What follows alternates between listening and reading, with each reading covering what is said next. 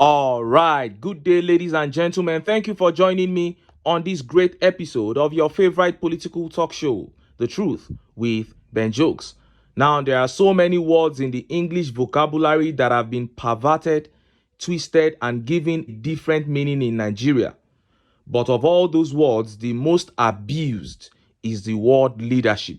There are men and women in this country who have been referred to privately and publicly as leaders for decades, yet don't possess the most basic requirements or qualities of leadership. The APC and PDP over the years have presented politicians who lack integrity, transparency, and humility as leaders to Nigerians, and that is why this country is where it is today. During the 2023 presidential election campaigns, Peter Obi was humble and transparent enough to present himself before all the media houses that had the capacity to host him, telling them his plans for Nigeria and how he was going to go about those plans to solve the problems of Nigeria that he showed good understanding of. But we never saw that from Atiku or Bat. But some Nigerians kept talking about some latent leadership qualities of TINUBU and his ability to get the right people to get the job done. But today, look at where we are as a nation. He has assembled perhaps the worst cabinet since 1999, and transparency, integrity, and communication, which are key ingredients of leadership, are totally missing from this regime. And few hours ago, after 1 year of denial and lies, TINUBU himself finally admitted to his failure as regards the subsidy regime. And that admittance also showed clearly the failure in the floating of the naira. That pronouncement by the government raised thousands of questions in the Nigerian political space, sending the nation into serious confusion. Before I show you details of TINUBU's pronouncement and how Nigerians reacted, let me quickly show you how the national chairman of the SDP tore into TINUBU's leadership. See the video. The moment a leader started narrowing his perspective to personal interests or political interests, he will get it wrong completely. You see, the challenges of Nigeria are extremely very, very complicated, more complicated than even developed societies, simply because developed society, their fundamental pillars are very strong. They can establish some strong institutions. They can take shocks, but our system cannot take shocks. A little mistake will go around as if there will be an atomic bomb, just like the protests that have panicked a nation, panicked a government. Why would a government get panicked? Do you think the government got panicked as a result of the protest? You don't tell me. I think you know there was a panic. And some of them, they don't have the diplomatic language to reach out to the citizens. Some of them are vulgarous in their approach. Some of them have intimidating way of reaching out to the citizens. They fail to understand that the mindset of Nigerians have shifted. The nation that you know 2 years ago is no longer the same country. The mindset of the youth, the unemployment, the hunger, the poverty, the shift of demand globally, the general global economic recession have affected the mindset of Nigerians. Now, extremism is also keen into the Nigerian mindset. Because of unemployment, farmers are losing out because they can't go to farm without being secured. So a lot of factors contributed. The president needed to come down to the level of an average Nigerian and explain to them. The president did not listen to that advice. He assumed we are just talking rubbish. But what do? From the president himself to the entire cabinet ministers, to the entire governors, to the entire traditional rulers, to the entire religious leaders, organizations, NGOs, all of them were summoned. All of them were motivated. All of them were encouraged to make sure this protest did not take place. And they have not succeeded. The protest took place. So it was a wrong strategy on the part of It was government? absolutely wrong strategy because the president do not domesticate himself directly to the Nigerians who... You heard that.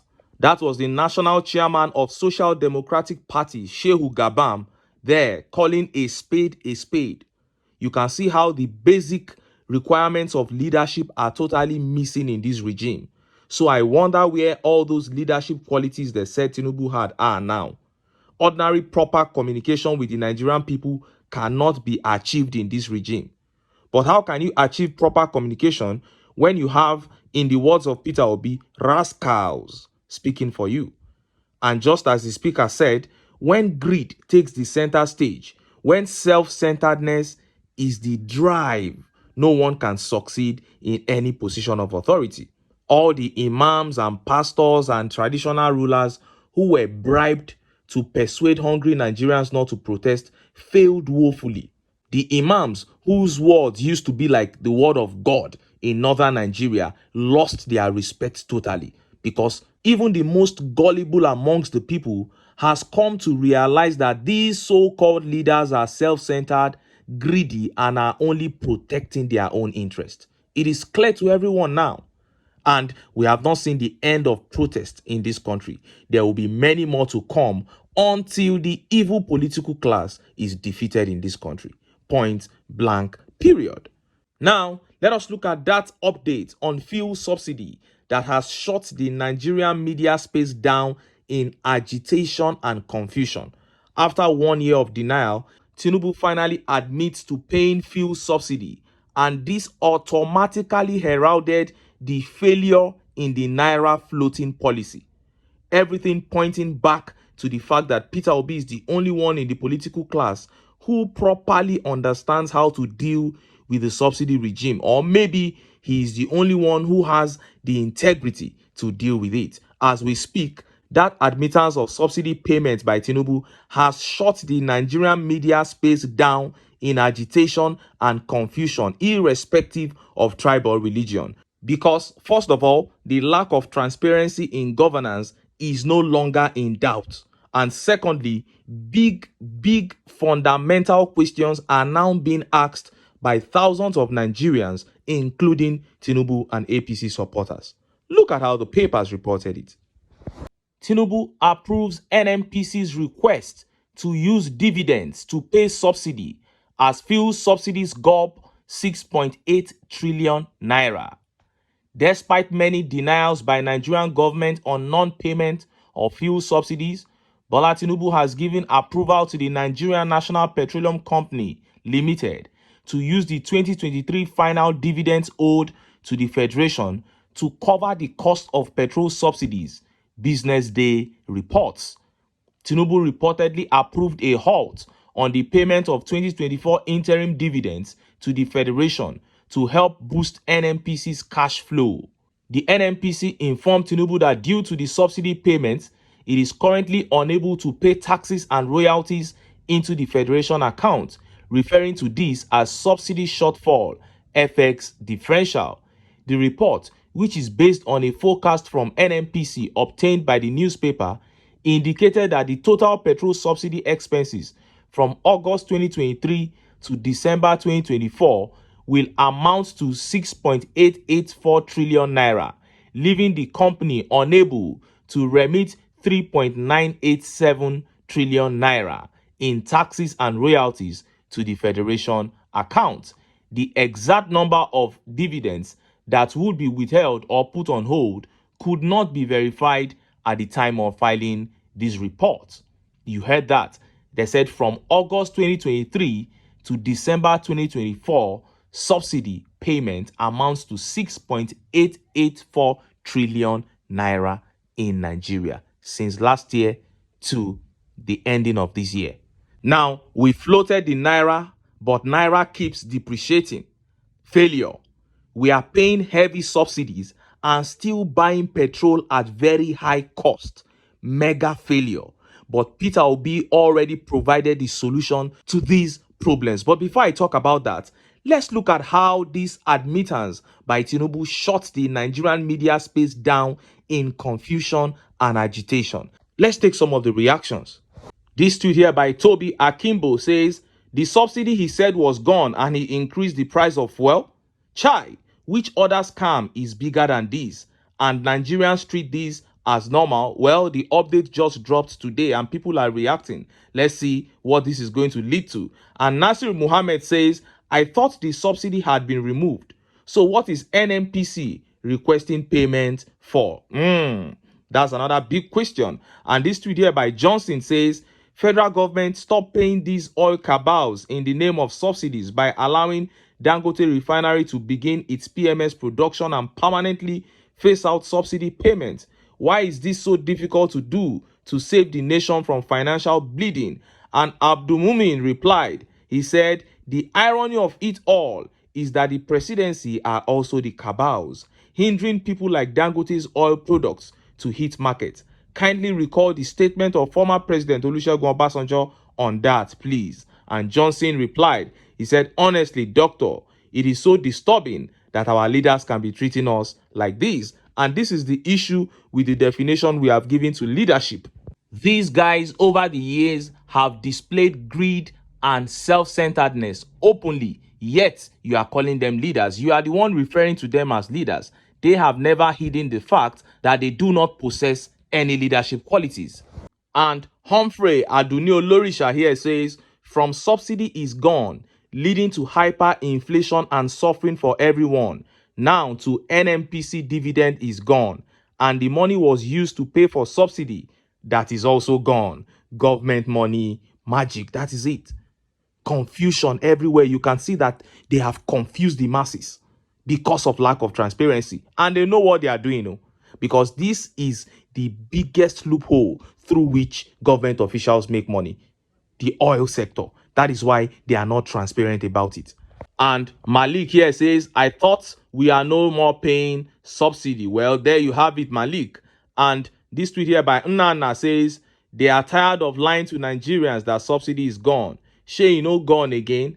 TINUBU pays subsidy, yet the fuel is nowhere to be found, even as Nigerians buy fuel most expensive among the top 5 oil-producing nations in Africa, the most corrupt individual that ever lived. And Alabi Ayodeji here says, but why can't the government just give Dangote all the support he needs instead of all this nonsense? It is becoming irresponsible of the government by the day. And Pato replied, he said the government is gaining from the pains of the masses. The government doesn't want a solution to our pains, despite knowing the right things to do. A man that gains from your tears wouldn't want you to stop crying. That is the truth. Now, we have seen the confusion in Nigeria as a result of lack of efficiency, transparency, and integrity in government. And these are exactly the 3 ingredients that Peter Obi said must be on the table to solve the problems of this country, including the heavy problem in the subsidy regime. He said you cannot remove subsidy and float the naira at the same time. It is a recipe for disaster. Leave your currency as it is, Peter Obi said. Go and begin to produce. Only production can improve your exports and reduce your imports to give you a favorable balance of trade and favorable balance of payment. And only then will your currency be strong. There is no magic about it. But the APC does not want to put in the work. And on the issue of subsidy, Peter Obi said you can take out 50% of fuel subsidy. Then go back and probe the subsidy regime. There is corruption going on in that subsidy. What they say they are subsidizing is not the actual thing we are consuming. They are bringing times 10 of what we are consuming. And that is the whole truth. But they cannot probe it because their hands are not also clean. And that is where integrity comes in. Even when you know what to do you have the political will to do it? Are you in a position where you can do it without hurting your cronies? Or have you even been benefiting from it for so many years without the people knowing? This is where leadership comes in.